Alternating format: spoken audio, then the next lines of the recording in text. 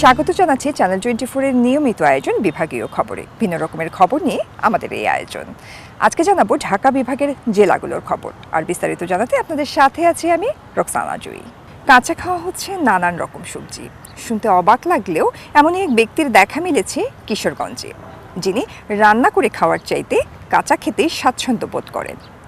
যদিও এভাবে খাওয়া স্বাস্থ্যের জন্য ক্ষতিকর বলছেন চিকিৎসকরা। 10 বছর ধরে এভাবেই কাঁচা সবজি খাচ্ছেন কিশোরগঞ্জের সিরাজি। একটি প্লেটে ফুলকপি, মূলা, টমেটো, বেগুন নিয়ে বসেন খাওয়ার জন্য। চোখের পলকেই কাঁচা এসব সবজি শেষ করে ফেলেন। কাঁচা সবজিগুলো যে শখের বশে খাচ্ছেন তা কিন্তু নয়। 10 বছর আগে মরণব্যাধি এক রোগে আক্রান্ত হলে সিরাজির বেঁচে থাকার আশা ছেড়ে দেন ডাক্তার ও পরিবারের সদস্যরা।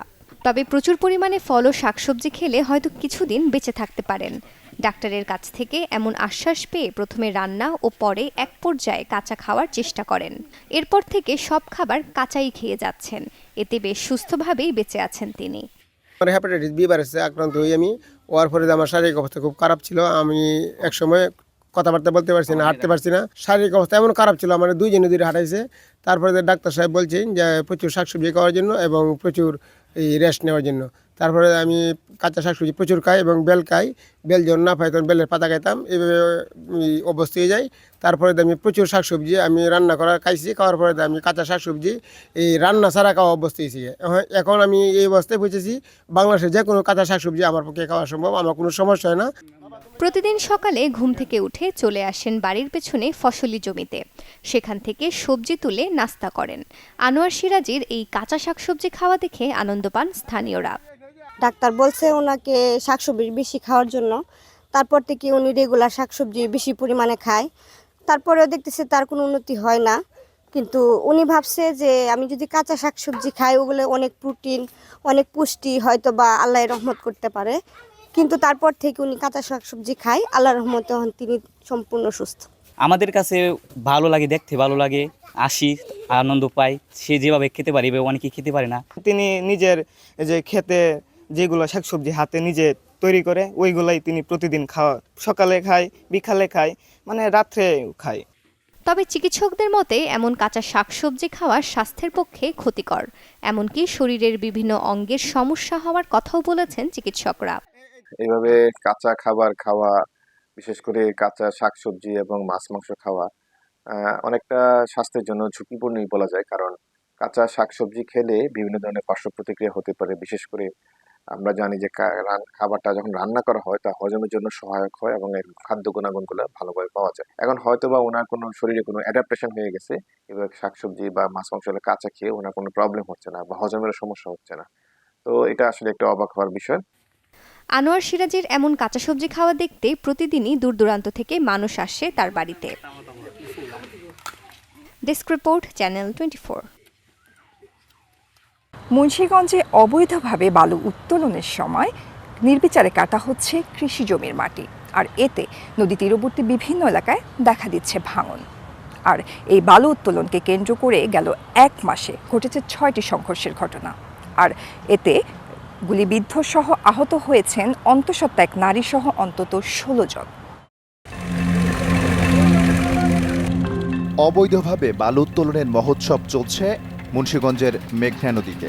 বিশেষ করে মুন্সিগঞ্জ সদরের চর বাংলা বাজার, ভাসানচর, কালীরচর ও গজারিয়ার ইমামপুরের সোলানি সহ গোয়াগাছিয়া এলাকায় অবৈধভাবে চলছে এসব বালু উত্তোলন। নির্বিচারে কাটা হচ্ছে কৃষি জমির মাটি। এতে নদীর তীরবর্তী বিভিন্ন এলাকায় দেখা দিচ্ছে ভাঙন। আমরা বাসের গরিব মানুষ, একটু জায়গা জমিন আছে, এই জায়গা জমিন আমার কাটতে নিজে আছে, আমরা ফসলবাজি করে খামু, ফসলবাজি করে আমরা খাইতেই নাই। চাষাবাদের জমি সব কাটাই লাইতেছে, কিরবামিজি কাটাই লয়ে জায়গা মাটি। মেঘনায় অবৈধ এই মাটি কাটা নিয়ে প্রায় সংঘাত, সহিংসতা সহ প্রাণহানির মতো ঘটনা ঘটছে এখন মুন্সিগঞ্জের চরাঞ্চলে। আইনশৃঙ্খলা বাহিনীর তথ্য বলছে গেল 1 মাসে 2 পক্ষের 6টি সংঘর্ষের ঘটনা ঘটেছে। সবশেষ 30 জানুয়ারি গুলিবিদ্ধ হয়ে প্রাণ গেছে 2 জনের। এছাড়া গুলিবিদ্ধ সহ আহত হয়েছেন এক অন্তঃসত্ত্বা নারী সহ অন্তত 16 জন। এরপর থেকেই চরাঞ্চলের বিভিন্ন গ্রামে ছড়িয়ে পড়েছে আতঙ্ক। ভয়ে পুরুষশূন্য অনেক এলাকা। রাত ভরেই মনে করেন ঠুস ঠুস ঠুস ঠুস ঠুস ঠুস একজনের পরে একজন মারতেই আছে, একজনের পরে একজন মারতেই আছে। আমাদের সম্পদ আমরা চাষির কাজ করে আমরা খাইতে আছি, আমাকে কোনো সম্পদ আমাকে ইয়া করতে দেয় না, কাইটা ব্যাগ লয়ে যাইতে আছে গা, আমাকে কইতে গেলে আমাকে গুলটি করে। আমরা কি বলবো, আমাদের তো বলার তো কিছু নাই এই জায়গায়, বলতে গেলে তো মার খাইতে হইব। মেঘনাপাড়ের চরাঞ্চলে বর্তমানে ভয়ঙ্কর আতঙ্কের নাম স্থানীয় ডাকাতদের দুই বাহিনীর প্রধান ও একাধিক মামলার আসামি কিবরিয়া মেজি ও কানা জহির। অন্যদিকে গজারিয়ার গুয়াগাছা এলাকায় একচ্ছত্র আধিপত্য বিস্তার করে নানা অপকর্মে লিপ্ত নয়ন সরকার ও পিয়াস বাহিনী। অনেক ডেজার মেজার দিয়ে মাটি কেটে আমাদের এলাকা দেশ কাইটে নিয়ে যাইতেছে, সেজন্য আমাদের এলাকার কিছু লোক বাধা দিতে যায়, বাধা দিতে গেলে কি করে ও তাদেরকে মানে কি আক্রমণ করে। বলছে ডাইরেক্ট যে আজকে তো করে খায়ালাম, আজকে তো করে বাসায় রাখবো না বইলাই যে গুলি শুরু করছে, মানে আমরা কোন দিকে যাবো আমরা কিছুই ভাবতে পারি না এখন। এই কিবরার জন্য আমরা সাধারণ মানুষও থাকতে পারতাছি না, ঠিক আছে, নদীতে নামে ওরা গোলাগুলি করে, ওইখানে সাধারণ মানুষ মাইরে ফেলায়। আনারা আইন মতন আনারা যদি বিচার আমাকে করেন তাহলে আমরা এই দেশ এলাকায় থাকতে পারবো, নাহলে থাকতে পারতাম না।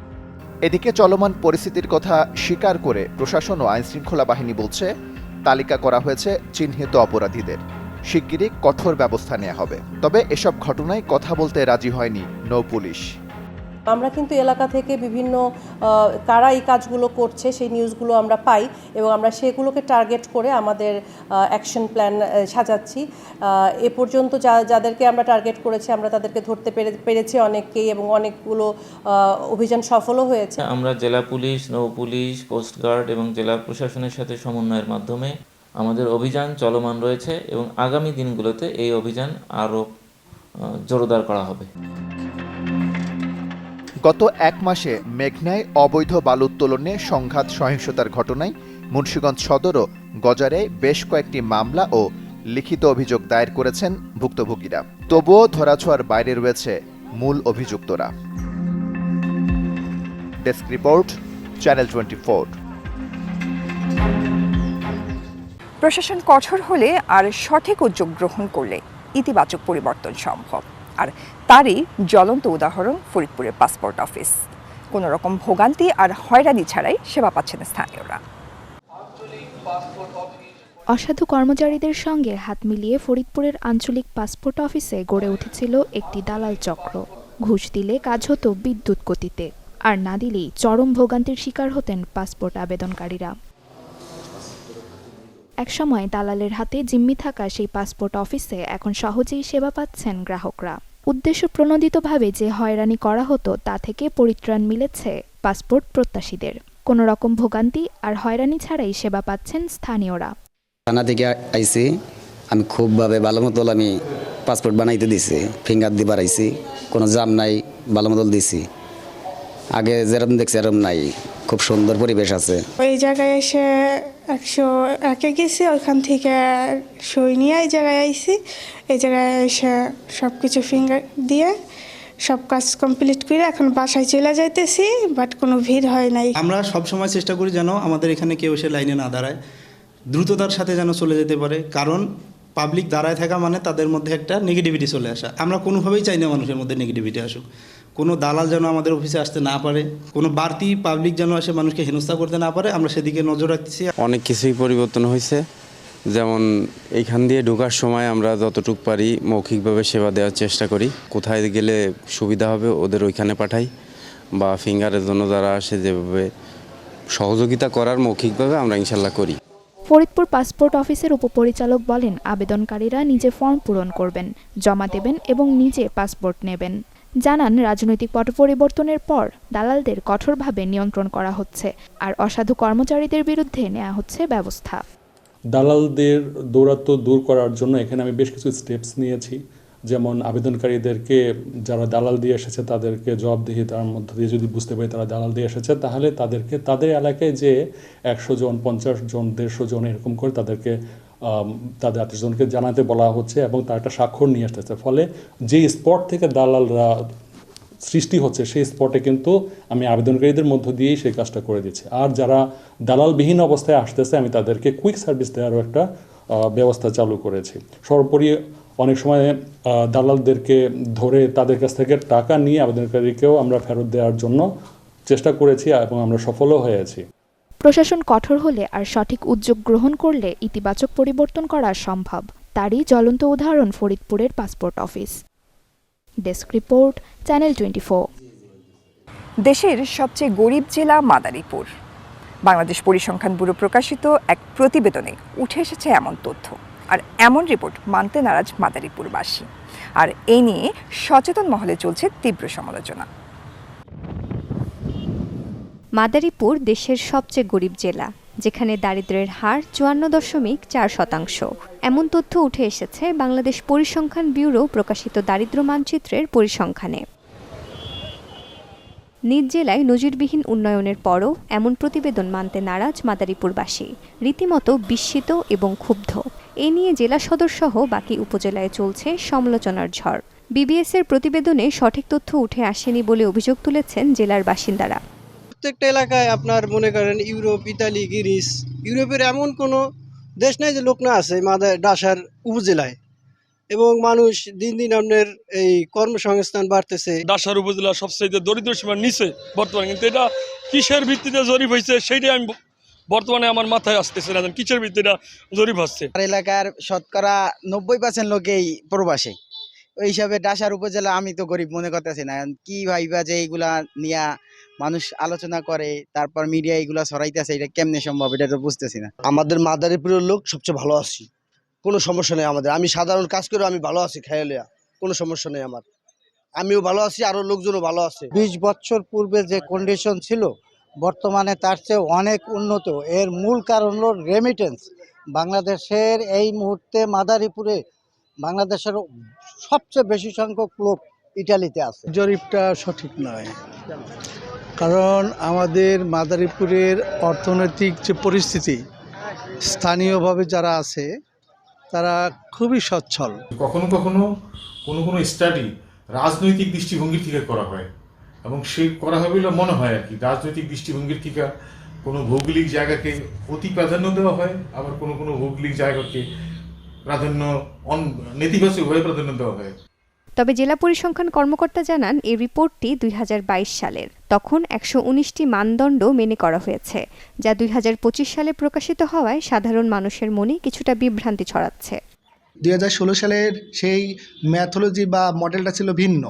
2016 সালে খানার আয় ব্যয় জরিপের মাধ্যমে এই কস্ট অফ বেসিক নিড পদ্ধতির মাধ্যমে কিন্তু এটা রিপোর্টটা দেওয়া হয়েছিল, যেটা জেলা এবং উপজেলা পর্যায়ে দেওয়া হয়েছিল। কিন্তু 2022 সালে যেটা করা হয়েছিল সেটা কিন্তু ওয়ার্ল্ড ব্যাংক, বাংলাদেশ পরিসংখ্যান ব্যুরো এবং WFP এই তিনটা অর্গানাইজেশন মিলে 2022 সালে জনশুমারির যে ডাটাবেসটা ছিল, প্লাস 2022 সালে একটা ওয়েলফেয়ার সার্ভে হয়েছিল, ওনাদের সেকেন্ডারি ডাটা আর কিছু ডাটা সেকেন্ডারি ডাটা অন্য উৎস থেকে নিয়ে তারা 119টা ইন্ডিকেটর, যেটা বলা ভেরিয়েবল, এই 119টা ভেরিয়েবলের ক্যাটাগরিতে এবং নতুনভাবে মডেল তৈরি করে তারা এই রিপোর্টটা প্রকাশ করছে, যার কারণে 2016 সালের সঙ্গে 2022-এর রিপোর্টে তারতম্য দেখা দিচ্ছে। মাদারীপুরের সঠিক দরিদ্র সীমার অবস্থান নির্ণয় করে তা নিরসনের কার্যকর পদক্ষেপ গ্রহণের দাবি সচেতন মহলের। Desk report, channel 24। বেহাল দশা শত বছরের পুরনো রাজবাড়ী পাবলিক লাইব্রেরির। অযত্ন আর অবহেলায় যেমন নষ্ট হচ্ছে এখানকার বই, তেমনি দিন দিন কমছে পাঠকের সংখ্যাও। সংস্কারে নেই তেমন উদ্যোগ। খসে পড়েছে চুন সুরকি, বইয়ের পাতায় ধরেছে উই পোকা, নষ্ট চেয়ার টেবিলও। এমন বেহাল 12 বাড়ির শত বছরের পুরনো পাবলিক লাইব্রেরির। কেনা হয় না নতুন বই, এমনকি বিদ্যুৎ বিল বাঁচাতে সারাদিনে খোলা রাখা হয় মাত্র 2 ঘন্টা। 100 বছরের পুরনো লাইব্রেরি। আগে তো লাইব্রেরিটা খুবই জমজমাট ছিল। বিকাল হলেই সবাই সব ধরনের সব বয়সী মানুষ এখানে আসতো। স্কুল ছাত্র, কলেজ ছাত্র, বয়োবৃদ্ধরা পর্যন্ত আসতো, আমি নিজে দেখেছি। কিন্তু এই বিগত কয়েক বছর ধরে লাইব্রেরিটা ধীরে ধীরে আসলে এই জরাজীর্ণ হয়ে গেছে। এই লাইব্রেরিতে একজন পাঠকের ন্যূনতম যে সুযোগ সুবিধা থাকার কথা তার কিছুই নেই। যেমন ইন্টারনেটের কোনো ব্যবস্থা নেই, বাথরুম বা ওয়াশরুমের কোনো ব্যবস্থা নেই, নিরাপদ পানির কোনো ব্যবস্থা নেই। আর বসার মতো তেমন স্পেস না থাকার কারণে অনেক পাঠক এসে দাঁড়িয়ে থাকে। এই জায়গায় প্যাপিরাস পাতার বইগুলো ছিল, সেগুলো হদিস আর পাওয়া যাবে না। কিছু ডকুমেন্ট ছিল, কিছু চিঠি ছিল, সেগুলো আর নাই। এগুলো টোটাল অযত্ন, অবহেলা এবং উদাসীনতার কারণেই এগুলো হয়েছে। 2 বছর পর পর সাধারণ সম্পাদক ও সদস্য সহ 10টি পদে নির্বাচনের মাধ্যমে লাইব্রেরি পরিচালনার কমিটি রাখার কথা, অথচ 6 বছর ধরে হয় না কোনো নির্বাচন। পদাধিকার বলে লাইব্রেরির সভাপতি জেলা প্রশাসক। জেলা প্রশাসকের কার্যালয় থেকে প্রতি মাসে দেয়া হয় 5,000 টাকা। সেখান থেকে দেয়া হয় সহকারী লাইব্রেরিয়ান, অফিস সহকারী ও সুইপারের বেতন। আমরা যখন ছোট ছিলাম তখন দেখতাম যে এখানে অনেক পাঠক ছিল, মানে শতাধিক পাঠক সবসময় এখানে থাকতো। এখন এই লাইব্রেরিটা যে সময়টা আমার কাছে মনে হয় আরেকটু আগের থেকে 3টার দিক থেকে খুলে যদি 9টা পর্যন্ত খোলা যায় সেটা মনে হয় ভালো হয়। আর এই সময়ের কিছু বই আসলে থাকা উচিত। 5টা থেকে রাত 10টা পর্যন্ত খুলে রাখা হতো, তাহলে যারা বিভিন্ন জায়গায় বিভিন্ন পেশার চাকরিজীবী আছে তারা আসিয়া এখানে পেপার পত্রিকাগুলো ভালো মতো পড়তে পারতো। বই উইতে ধরছে, উই পোকায় খেয়ে বই, অনেক বই নষ্ট করে ফেলাইছে, দেখার মতন কেউ নেই। আমি পুরান কমিটি যারা ছিল তাদের আমি বলছি, তাদের আইনে দেখাইছি, তারা খালি বলছে যে ঠিক আছে আমি আসবো, দেখব। আর লাইব্রেরির ঘরে, এই ঘরটা একেবারে অকেচুর মতন পড়ে আছে। নতুন যোগদানের অজুহাতে লাইব্রেরির দুরবস্থা নিয়ে কথা বলতে রাজি হননি জেলা প্রশাসক। 1914 সালে প্রতিষ্ঠিত রাজবাড়ী পাবলিক লাইব্রেরিটি প্রতিদিন প্রায় 15 থেকে 20 জন পাঠক লাইব্রেরিতে পড়তে আসেন। Desk report, channel 24। দর্শক, এই ছিল আজকের বিভাগীয় খবরে। আগামীকাল নতুন স্বাদ আর ভিন্ন গল্পে আবারও হাজির হব, সাথে থাকবেন।